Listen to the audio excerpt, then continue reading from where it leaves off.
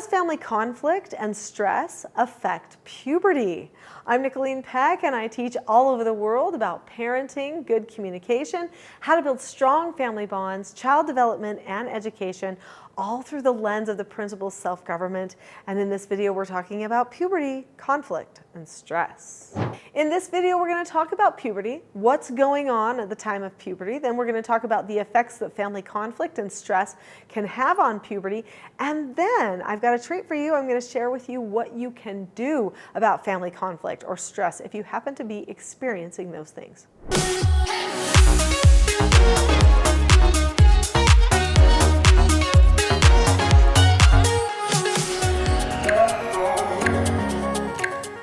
Puberty's hard anyway, okay? But if you have family conflict and you have stress going on in your life, then your cortisol levels are firing like overtime. You're probably feeling more hungry, even though during puberty you're already hungry, because that's, your hormone levels are racing. This is going to make you emotional. It's going to make you irritable.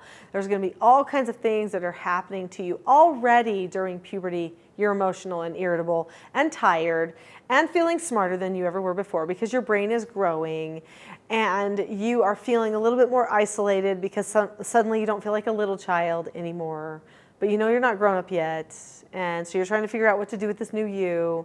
Like, there's a lot of things that are happening just during puberty naturally, but if you bring in family conflict and stress, it just makes everything that much harder. So if you are already feeling isolated because you're not exactly sure what your identity is anymore during this stage of puberty, which happens all the time, it's super common for people to get a little bit identity confused during puberty because they start feeling smart, so they start acting like adults, but they're not yet, and they're not sure about a lot of different things about themselves and how they feel, and they have to sort a lot of that out, so we have to be patient.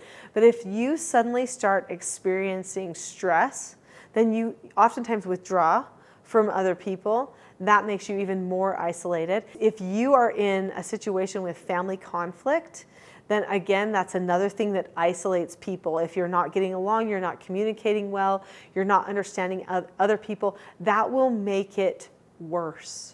So the worst thing you can do is get into family conflict, right? And engage in all of that stress, because it's not going to be good for that bond and that relationship. We've got to get back to the bonding. If we don't bring in more bonding and learn how to solve our problems, we are going to have issues. So what about our emotions? When you are in puberty, you're at a higher emotional state anyway, just because the hormone levels are so incredibly high in your body. So you might be grumpy, irritable, tired, tears, taking things personally. You might feel like somebody's attacking you when really they weren't trying to attack you.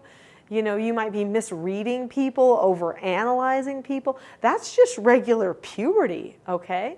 But then if you add stress on top of that, or stress, let's say, from a family conflict on top of that, now you don't have people to talk to because you're in family conflict with them. Now let's say in this case, it's two other family members. Maybe your parents are having family conflict. You're watching that. You're probably thinking all kinds of things in your head, like, is that my fault? How can I solve that problem? Is there anything I could do to change the stress load on them? The answer is no. No, it's not your fault. No, it's not you that can fix the problem.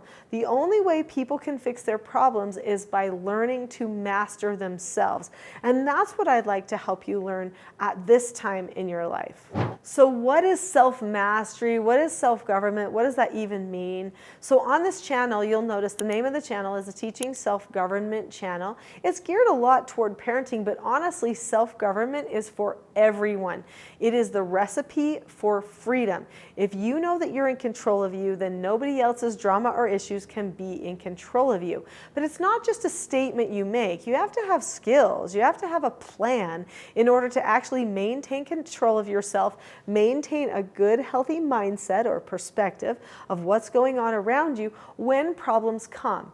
Just because you're self-governed doesn't mean you won't have problems. Everyone will have problems they need to solve. But that doesn't mean that you have to let those problems take over your life, take over your emotions, make you unhappy. You can choose to take that responsibility as a self-governed person. A self-governed person knows that their choice is the most important power that they have, and that they can make a choice to be happy, be calm, listen to somebody else, open up. They can choose to say, I'm okay, and I'm going to drop the subject about that conflict we just had, or I'm going to even come and talk to you and bring something into the light. Or if somebody else is having a conflict and there's stress going on, they can say, you know what, it's not my conflict. It makes me sad. It affects me a little bit, but I'm going to choose to be calm and not think about it. They may even use one of their other self-government skills called disagree appropriately, which is another skill you can learn about on this channel. You can learn about all 4 of the 4 basic skills: following instructions, accepting no answers and criticism, accepting consequences, disagreeing appropriately. So find other videos on the channel where you can kind of go into some of those details. But you could disagree appropriately with your parents. And if you're a parent and you're worried about your child who's going through puberty and they're dealing with lots of stress and family conflicts going on at the same time, and you're wondering what to do there, you should probably have a parent counseling session with them. You should probably establish the bond again and have a disagree appropriately mindset as well. So what's a parent counseling session? A parent counseling session is one of the 5 teaching styles that parents use to help their children sort through problems, to help their children get back on track with their own self-government. Parents and children are meant to work together. If you're not working together in your family relationships, that alone will increase family conflict and create a lot of stress for you, which is not what you need in this time. If you are going through puberty, you need your parents. They are the greatest resource for you. Now, I know not everybody's parents are perfect, but they love you more than anybody else. Turn your heart toward them. Ask them questions. Ask them for suggestions with your problems. Even if you feel like the suggestion they give you wasn't spot on, let them give it, just so that you have the opportunity to bond with them and to have that feeling of love. It's so very important. And if you're a parent who's working with a child who's going through puberty and there's a lot of conflict and stress going on in your life or in their life, same thing. Go to that person, have a conversation, bring them into your world. Don't just deal in to-do lists and check off the task and chores, but actually have a relationship with them. Have a conversation, and that parent counseling session is going to be a really great start.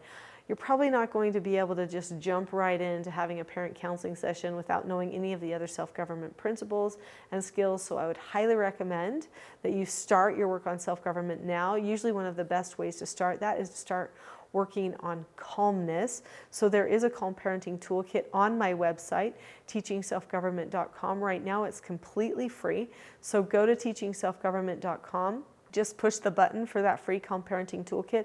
Even if you're not a parent, it's going to help you with calmness. 10 tools for calmness. They're golden. They'll change your life. I'll see you there.